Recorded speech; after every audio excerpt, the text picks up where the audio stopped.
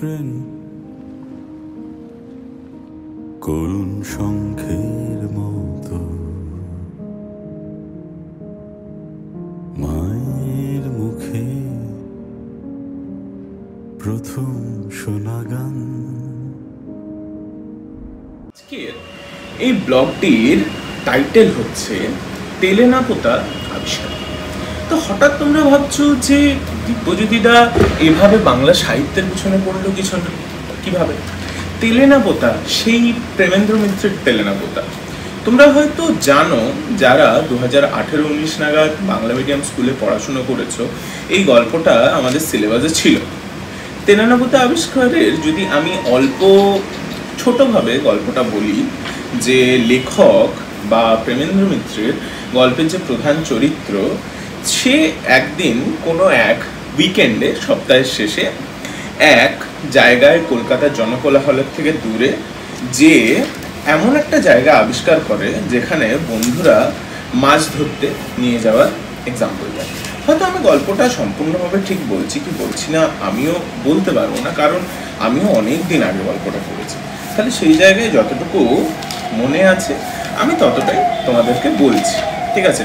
আমি একটু লিখে রেখেছি কারণ গল্পটা বলতেও তাহলে আমার সুবিধা হবে, এবং এই গল্পটির মাঝখানে আমি সেই জায়গাতে কিভাবে এই গল্পটার সাথে রিলেট করলাম সেটা তোমাদেরকে বলবো। এবং 2 নম্বর ব্যাপার হচ্ছে, গত কিছুদিনে আমরা অনেক কিছুই করেছি, ব্লগের সাথে সাথে সব কিছু বলতে থাকবো এই ভিডিও এবং অন্যান্য ভিডিওতে। তো শুরু করি তেলেনাপোতা আবিষ্কারের গল্প।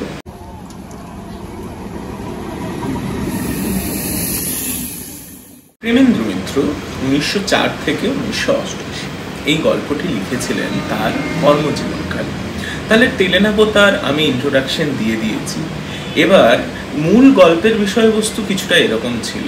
লেখক তেলেনাপোতায় গিয়েছিলেন মাছ ধরতে, যাহা আমাদের নর্মাল জীবনযাপন যে বা দুনিয়ার থেকে বেশ কিছুটা দূরে, এবং সেখানে গিয়ে আবিষ্কার করেছিলেন যামিনীকে, তার শীর্ণকায় মাকে, এবং যামিনীর পুরনো বন্ধু যে কথা দিয়েও কথা রাখেনি এবং যামিনীকে নিতে আসেনি সেই বন্ধু।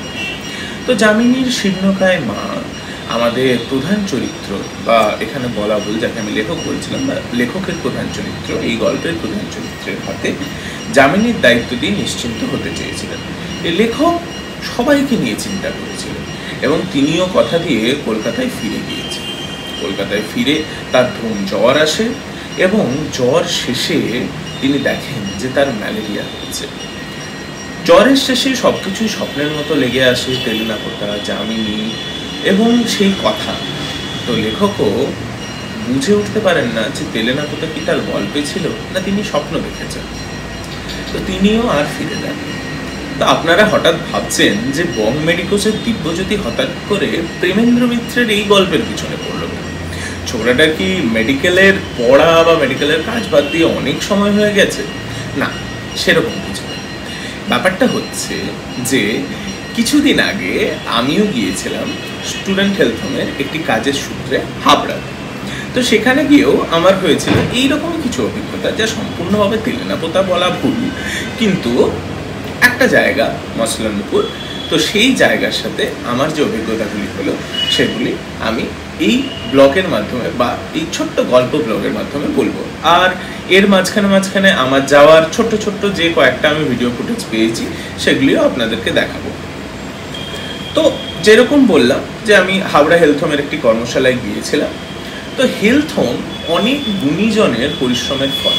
এখানে আমরা গরিব ছাত্রছাত্রীদের অনেক সুলভ মূল্যে বা কিছু ক্ষেত্রে বিনামূল্যে চিকিৎসা প্রদান করে থাকি।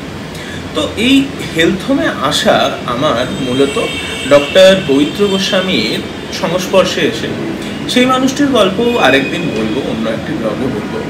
আমাদের স্টুডেন্ট হেলথ হোমের প্রতিষ্ঠা দিবস আসছে, তার অনুযায়ীও আমরা কিছু ব্লগ বানাবো, তাতে বলবো। কিন্তু যাই হোক, মূল গল্পে যদি ফিরে আসি, তাহলে আমার এখন চলছে গাইনোকোস্ট্রি। তো শুক্রবারে আমাদের থাকে এএনসি ওপিডি। এএনসি মানে অ্যান্টিন্যাটাল ক্লিনিক। তো এএনসি ওপিডি বেশ চাপের যায়। তো শুক্রবারে মোটামুটি 2:30 বা 3টের কাছে পিঠে নাগাদ আমি ওপিডি শেষ করে আমি বেরোলাম যে হাবড়া যাব। তো সাধারণত একটা তাড়াহুড়োর মাঝখানে দুপুরের লাঞ্চটা তো মিস হয়েই ছিল। বেরিয়ে পড়লাম বনগা লোকাল ধরে। বনগা লোকাল দমদম থেকে খুব খুব খুব একটা স্ট্রাগলের রাস্তা, প্রচণ্ড ভিড় হয়। তারপরে এখন তো শিয়ালদহ ডিভিশনে বেশ কিছু কাজও চলছে, তার জন্য দমদমেও বেশ ভালো ভিড় হচ্ছে। এবার হাবড়া হেলথ হোমের কুমারেশবাবু লোকটি অত্যন্ত ভদ্রলোক। আমার যেতে অলরেডি বেশ কিছুটা লেট হয়ে গিয়েছিল, তো তিনি বললেন যে ডাক্তারবাবু আপনি আসুন, আমরা এবং যে স্কুলের প্রধান শিক্ষক শিক্ষিকারা এখানে রয়েছে আপনার জন্য অপেক্ষা করব। তো যেরকম বলা সেরকম কাজ। আমি প্রায় পৌঁছলাম 4টের কাছে পিঠে। বনগা লোকালের সেই সুন্দর সফর, বাদাম বাদাম ঠান্ডা জল, অবনী ঘোষের বিদ্যুৎ বাম, মুচমুচে চানাচুর, চালের পাপড়, সব শুনতে শুনতে শুনতে শুনতে ঢুলতে ঢুলতে আমি পৌঁছে গেলাম হাবড়া। হাবড়া শহরটা বেশ সাজানো গোছানো, বেশ ভিড়ভাট্টা আছে। আমি যতটা ভেবেছিলাম যে কলকাতার থেকে দূরে এত সাজানো গোছানো বা জায়গা নয়, কিন্তু যথেষ্ট সাজানো গোছানো ভিড়ভাট্টার জায়গা। তো এবার সেখান থেকে আমি ভাবলাম যে যেতে হবে আমার গন্তব্য হাবড়া হেলথ। একটা ভ্যান করলাম, অটোই বা টোটোয় উঠতে তো মন যাচ্ছিল না, হাবড়ায় ভ্যান চলে। তো একটা ভ্যানে চাপলাম, ভ্যানে চেপে ভ্যানের কাকুকে বললাম যে আমাকে নিয়ে চল। তো ভ্যানের কাকুও আমার মতো, তিনিও জানতেন না যে ঠিকানাটা কোথায়। জয়গাছি বাস স্ট্যান্ড আমরা জানতাম, তো জয়গাছি বাস স্ট্যান্ডের দিকে যাত্রা শুরু করা হলো। ভ্যানের হাওয়া খেতে খেতে, মুখে হাওয়া লাগাতে লাগাতে, আশেপাশের দৃশ্য দেখতে দেখতে পৌঁছে গেলাম হাবড়া।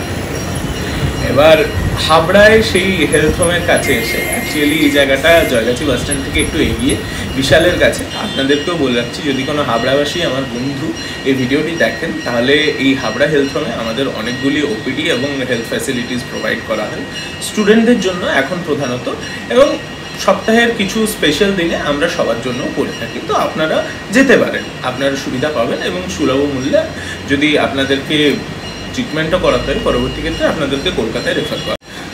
তো যেমন বলা সেরকম কাজ। হাবড়া হেলথ হোমে পৌঁছলাম। কুমারেশবাবু তো অত্যন্ত আপ্যায়ন করলেন এবং বললেন যে পবিত্রদা তোমার কথা বলেছিল, তুমি অনেক দূর থেকে এসছো। আমাকে গরম সিঙ্গাড়া, বেশ কয়েকটা সুন্দর মিষ্টি আর মিষ্টি দই দিয়ে ওখানে খেতে দেওয়া হলো। খেতে খেতে অনেক আড্ডা হলো, অনেক আলাপ হলো নতুন মানুষের সাথে। একেবারে সেই নিজেদের স্কুল জীবনের দিনগুলোতে ফিরে গেলাম। অনেক দিন ধরে নিজেদের টিচারদের সাথে এতটা, বা হয়তো নিজেদের বলে ফেলছি, আমি তাদের কাছে না পড়েও তারা যেভাবে আমাকে নিজের আপন ভেবে তাদের যে সমস্যাগুলো হয় সেগুলো জানালেন, বা স্কুলে ছাত্রছাত্রীদের তাদের যে সমস্যাগুলো হচ্ছে সেগুলো জানালেন, নিজের ছাত্রর মতোভাবেই দরদ দিয়ে অধিকারের সাথে, আমি খুব ভালো ফিল করলাম। এবং আমি চাই যে বারবার আমি যেন এই ধরনের শিক্ষকদের সংস্পর্শে আসি, এই ধরনের সমাজ গড়ার কারিগরদের সংস্পর্শে আসি। জানলাম, শুনলাম, আবার শেষ হলো। মোটামুটি আমি গিয়েছিলাম 4টের দিকে, আমাদের 5:45 দিকে আলোচনা শেষ হলো। এরপরে 5:45 থেকে আমার সেদিন নাইট শিফটে কোনো কাজ ছিল না, তাহলে ভাবলাম একটু ঘুরে আসি। এবার আমি অনেকের কাছে এই জায়গাটির নাম শুনেছিলাম, মছলন্দপুর, খুব সুন্দর জায়গা। তো আমি ভাবলাম যে কাছেই তো, একটু ঘুরে আসা যায়। এবার সেদিন একটু এক্সপ্লোর করার প্রবৃত্তি নিয়েই আমি বেরিয়ে পড়লাম মছলন্দপুরের উদ্দেশ্যে। যদিও একটা কাজ ছিল, তাছাড়া আমার বিশেষ কোনো প্রয়োজন ছিল না। তাও দেখলাম সময় রয়েছে, সাধারণত এই ইন্টার্নশিপের মাঝখানে সময় পাওয়া তো বেশ জটিল ব্যাপার। বেরিয়ে পড়লাম। হাবড়ার থেকে আরও যত সম্ভবত 2টো স্টেশন পরের স্টেশন মছলন্দপুর। আমি যেয়ে পৌঁছলাম প্রায় 6টা, 6:30টার কাছে। তো সেখানে দাঁড়িয়ে বাইরে আমি গিয়ে একটা চায়ের দোকানে দাঁড়িয়ে চা খাচ্ছি। তো চা খেতে খেতে আমার পাশেও একজন কাকুর বয়সী লোক, তো তিনি চা খাচ্ছিলেন। তো কথায় কথায় তার সাথে আলাপ জুড়লাম যে এরকম এই। তো কাকু কথায় কথায় জানতে পারলেন যে আমি ডাক্তার, আমি এখানে এসেছি। তো সেই সূত্রে তিনি নিজের কিছু অভিজ্ঞতা শেয়ার করলেন, যা হয় সাধারণ মানুষ ডাক্তারদের কাছ থেকে যেটুকু এক্সপেকটেশন রাখে। তো আমিও চেষ্টা করলাম নিজের সাধ্যমতো সেটুকু ফুলফিল করার। তো অনেক কষ্টে তিনি আমাকে একটা কথা বললেন যে বাবু, যদি কিছু মনে না করেন একটা কথা বলি। এরকম আমার ছেলে বেশ কিছুদিন ধরেই কাশি, সর্দি টর্দি চলছে, তো কোনো কিছুতেই আমি ঠিক করাতে পারছি না। আমি এখানে ডাক্তারের কাছেও গিয়েছিলাম, কিন্তু যাই হোক ওষুধ কিছুদিন খাওয়ার পরে কমে গিয়েছিল, কিন্তু আবার হচ্ছে। বুঝতেই পারছেন গরিব মানুষ, বারবার এভাবে যাওয়া তো বেশ মুশকিল ব্যাপার। তো আপনাকেই বলছি, আপনিও তো আমার ছেলেরই বয়সী, ছেলেরই মতন, তো কোনো কি কিছু করা সম্ভব? হঠাৎ করে ভাবলাম যে ঠিক আছে, যাওয়া যাক, নতুন জায়গা, আপাতত তো কিছু করার নেই, সন্ধে হয়ে গেছে, যে চারদিক ঘুরে ফিরে দেখবো তারও খুব একটা সুযোগ নেই। তো কানাইবাবুকে বললাম, এটা বলা হলো না যে আমি গল্পের সূত্রে জানতে পেরেছিলাম তার নাম কানাই মণ্ডল। তো তিনি ওখানেই বাজারে টোটো চালানোর কাজ করে থাকেন। তো কানাইবাবুকে বললাম যে ঠিক আছে, চলো তোমার বাড়ি নিয়ে চলো, তোমার ছেলেকে একবার দেখে আসি। আমারও কোনো কাজ ছিল না, বেরিয়ে পড়লাম। নতুন অভিজ্ঞতা, আর নতুন নতুন ডাক্তারি শিখছি, এখন সেই পেশেন্ট দেখার সেই অদম্য একটা উৎসাহ রয়েছে নিজের মধ্যে। বেরিয়ে পড়লাম। তো কানাই কাকুর বাড়ি হচ্ছে মছলন্দপুর স্টেশনের থেকে আর একটু গিয়ে চাত্রা মোড় বলে একটা জায়গা, চাত্রার ডাক্তারখানা মোড় অ্যাকচুয়ালি, সেই ডাক্তারখানা মোড় বলে একটা জায়গাতে। তো সেখানে গিয়ে আমি কানাই কাকুর বাড়ি গেলাম। তো কানাই কাকুর বাড়ি গিয়ে আমি যা দেখলাম যে তার ছেলের হয়তো একটা ইনফেকশন ছিল, একটা অ্যান্টিবায়োটিক ভালো দিলেই কাজ হয়ে যাবে। তো সাথে সাথে আমি নিজেও যতটুকু জানি তাতে ইয়ে করলাম। একবার আমার যে সিনিয়র ছিলেন, আমি তার সাথে কনসাল্ট করলাম যে দাদা এটা দেওয়া যাবে? তো উনি বললেন হ্যাঁ দিয়ে দে, কোনো অসুবিধা নেই, ঠিক হয়ে যাবে। আর এমনি যদি ঠিক না হয় তাহলে একবার ফোন নাম্বার নিয়ে রাখিস, কথা বলে নিস, হয়ে যাবে, চিন্তার কোনো কারণ নেই। তো ভাগ্যবশত কোয়ামক্সিক্লেভের যেটা বললো ওই ওষুধটা, কোয়ামক্সিক্লেভের একটা পাতা আমার কাছেই ছিল। তো আমার আরও সিনিয়ররা বলতে পারবেন যে সাধারণত আমরা দিয়ে থাকি থ্রোট ইনফেকশনের। তো ওই পাতাটা আমি ওনাকে দিয়ে দিলাম যে কানাইবাবু তুমি রাখো, আমার তো হয়ে যাবে, ঠিক আছে। আমি মানুষটার চোখে মুখে এক অদ্ভুত কৃতজ্ঞতা দেখলাম।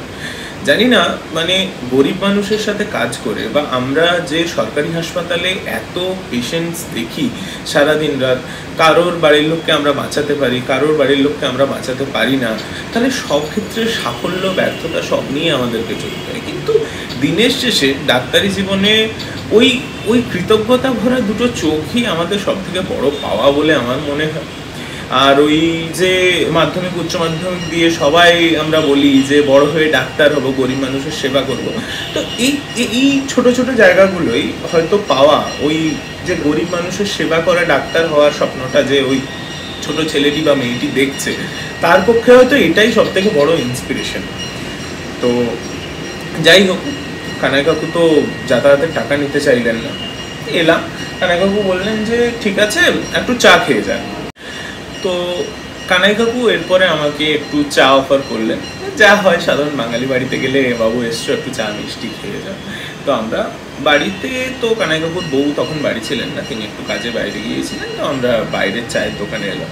তো কানাই কাকু ওখানে বসে আমার সাথে চা সিঙ্গাড়া সহযোগে, কানাই কাকু ধূমপানের অভ্যস্ত লোক, তো তিনিও সাইডে যে অল্প একটু ধূমপান করার উদ্দেশ্যে তো আমাকে বাইরের দোকানে অফার করেছিলেন, বাড়িতে না করে। তো আমরা গেলাম। এবার ওখানে বসে বসে কানাই কাকুর কয়েকজন বন্ধুদের সাথেও আমার দেখা হলো, গল্প হলো। সত্যি জায়গাটা খুব সহজ সরল জায়গা, এবং আমার নিজের বাড়ির কথা অনেক মনে পড়ে গেল। আমার সেখানে যে অনেক দূরেই থাকি বাড়ি থেকে, আমার সেই ফেভারেট আমার গ্রাম আচুরি, তো জায়গাটার সাথে অনেক মিল আছে। যদিও আচুরির মতো মছলন্দপুর অতটা গ্রাম নয়, জায়গাটা একটু শহর ঘেঁষাই, তবে যাই হোক, তো মানুষগুলো ভালো। ওখানে যে আরও কয়েকজনের আবদার আমাকে মেটাতে হলো, তাদের এই আছে ওই আছে, এবং বেশ কয়েকজনের তো আমি ব্লাড প্রেশার আর ইয়েটা মেপে গেছি। আমার কাছে সিবিজি স্ট্রিপ ছিলই সেই সময়, তো হেলথ হোমে যখন গিয়েছিলাম আমার কাছেই ছিল, তো ওই সুগার দেখা আর ওই ব্লাড প্রেশার মাপা, এইটুকু আবদার আমাকে মেটাতে হলো প্রায় 15-20 জনের মতো। তো এইসব করতে করতে আমার প্রায় ওখানে 7:30টার কাছে পিঠে বেজে গিয়েছিল। তো এবার এখানে আরেকটা জিনিস বলে রাখা ভালো, ওই এলাকায় আমি স্টুডেন্টদের মুখে একজন স্যারের নাম খুব শুনেছিলাম, তো রঞ্জিত স্যার। তো ইতিমধ্যে তখন আমি ওখানে গিয়ে আমার স্যারের সাথে আলাপ করার খুব ইচ্ছা ছিল। তো আমি খুঁজতে খুঁজতে গিয়ে রঞ্জিত স্যারের বাড়িও গেছিলাম সেদিন। তো লোকটি সত্যি খুব অমায়িক লোক, ভদ্রলোক। তো তিনিও আমাকে নিজের ছাত্রের মতনই আপ্যায়ন করলেন ওখানে। এখন আমি জানি না যে এই শিক্ষক সমাজের প্রতি একটা কি ছোটবেলার থেকে ভালোবাসা আমার চিরকালই রয়েছে। আমি যাদেরকে আমার শিক্ষক হিসাবে পেয়েছি ছোটবেলার থেকে, তাদের নামও এখানে না বললেই নয়। যদি আমি Swarnendu sir, Biswajit sir, Partha sir, Falguni sir বা রামকুমার স্যার বা আরও যারা আমাকে পড়িয়েছেন সবার নামই আমি যদি করি তাও সেটা কম করা হবে। তাহলে সেই জায়গাতে মানে একজন শিক্ষকের ওই ছাত্রের যে অভ্যর্থনা পাওয়ার লোভ সেটা আমি কোনোদিনই ছাড়তে পারি না। তো গেলাম, স্যারের সাথে কথা হলো, স্যারের বাড়িতে স্যার আমাকে চা খাওয়ালেন, অনেক গল্প করলাম স্যারের সাথে, অনেক কিছু নিয়ে যা হয় আজকালকার ছাত্র রাজনীতি, অর্থনীতি, দেশের অবস্থা, স্যারের অবস্থা, স্যারের একটা ছোট হাঁটুতে অপারেশন হয়েছিল, সব গল্পই শুনলাম, ভালো লাগলো, আবার যাওয়ার ইচ্ছা রইল। তো এই সব করে টোরে আমি প্রায় 8:30 নাগাদ রঞ্জিত স্যারের বাড়ি থেকে বেরোলাম এবং কলকাতার উদ্দেশ্যে ফেরার জন্য বেরোচ্ছি। তো এখন ফেরার রাস্তাতে আমি যখন মছলন্দপুর স্টেশন থেকে ট্রেন ধরবো, আকাশটা আগের থেকেই মেঘলা হয়েছিল। আমি ভাবছিলাম তাড়াতাড়ি বেরিয়ে যেতে হবে, নাহলে বৃষ্টি চলে এলে সেক্ষেত্রে কলকাতা পৌঁছানো মুশকিল হয়ে যেতে পারে। এবার যা বলা তাই রকম হলো, ট্রেনে আমি চাপলাম, তার সাথে ধুম বৃষ্টি শুরু হলো। এবার যখন আমি প্রায় দমদম পৌঁছলাম 9:30 বাজে, শরীরটা অল্প খারাপ খারাপ লাগছিল। তো আমি ভাবলাম যে সারাদিনে যথেষ্ট ধকল টকল গেছে, তো সেই জন্য মনে হচ্ছে। যখন হস্টেল ফিরি আমারও ঘুম জ্বর এলো। তো এবার লেখকের জ্বরটা এসেছিল ম্যালেরিয়ায়, কিন্তু ভাগ্যবশত আমার জ্বরটা হয়তো ডিহাইড্রেশন জাতীয় কিছুতে, তার জন্য হয়েছিল। সারাদিনে খুব বেশি জল টল খাওয়া হয়নি, ক্লান্তিও ছিল, তো যে কারণেই হোক একটু বৃষ্টিতে ভিজেও গিয়েছিলাম, জ্বর এলো। পরের দিন সকালে উঠে আমারও একবার মনে হলো যে সবই কি স্বপ্ন, কিন্তু না, দেখলাম হাবড়া হেলথ হোম, কানাই কাকু, আমাদের রঞ্জিত স্যার, মছলন্দপুরের প্রাকৃতিক সৌন্দর্য সবই মনে আছে। জানি না জায়গাটায় আমার কি ছিল বা কি ফিল করলাম, কিন্তু আমার মনে হলো অনেকখানি এই গল্পের সাথে ওই যে ছোট কাউকে কথা দেওয়া, ওই যে কানাই কাকুর কাছে তার যে অসুস্থ ছেলের আবেদনে সাড়া দিয়ে যাওয়া, সব কিছু মিলিয়ে আমি কোথাও একটা রিলেট করতে পারলাম। যদিও তেলেনাপোতা আবিষ্কার আমার অত্যন্ত প্রিয় একটা গল্প, তার জন্য হয়তো আমি রিলেট করতে পেরেছি, কিন্তু যাই হোক, আমার মেডিকেল লাইফে এই ধরনের অভিজ্ঞতাও মানে কয়েকবারই হয়েছে এবং যথেষ্ট ভালো এই ধরনের অভিজ্ঞতাগুলো। তো আমি আবার আপনাদেরকে এই ধরনের অভিজ্ঞতার গল্প শোনাবো। শেষ হলো আমার গল্প তেলেনাপোতা আবিষ্কার। হয়তো মনের এক কোণে আমার রয়ে যাবে এই ঘটনাগুলি, এই যে মানুষগুলোর সাথে আমার পরিচয় হলো তারা, এবং অবশ্যই আবার যাবো মছলন্দপুর, আবার বিভিন্ন কাজে হবে, তাহলে এদের সাথে হয়তো আবার দেখা হবে, এই আশাই রইল। আপনাদের সকলকে বলছি যে এই ব্লগটি বা এই গল্প ব্লগটি কেমন লাগলো জানাবেন। আমি বরাবরই ওই ব্লগ, ট্রাভেল ব্লগ বানানোতে একটু যুবক বা অতটা সরগরম হব, তাহলে সেক্ষেত্রে আমি এই ধরনের গল্প ব্লগ আপনাদেরকে বানাবো, ওয়ার্ডের অভিজ্ঞতার ব্লগ শোনাবো, আমার মেডিকেল পোস্টিংয়ে আমার কীরকম অভিজ্ঞতা হচ্ছে, সার্জারি পোস্টিংয়ে, গাইনি পোস্টিংয়ে কীরকম অভিজ্ঞতা হচ্ছে তার গল্প শোনাবো, এবং এইভাবেই অল্প বিস্তর আমার ভাষায় শৌখিন ব্লগ আমি আপনাদেরকে উপহার দেওয়ার চেষ্টা করবো। যদি ভালো লেগে থাকে তাহলে অবশ্যই আমাদের চ্যানেলটিকে সাবস্ক্রাইব করে দেবেন এবং শেয়ার করবেন আরো আরো আরো বেশি করে আপনাদের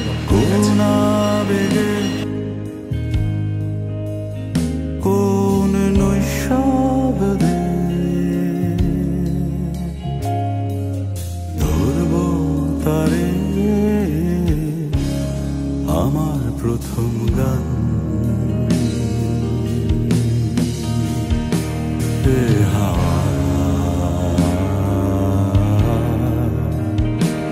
আমায় নেবে কত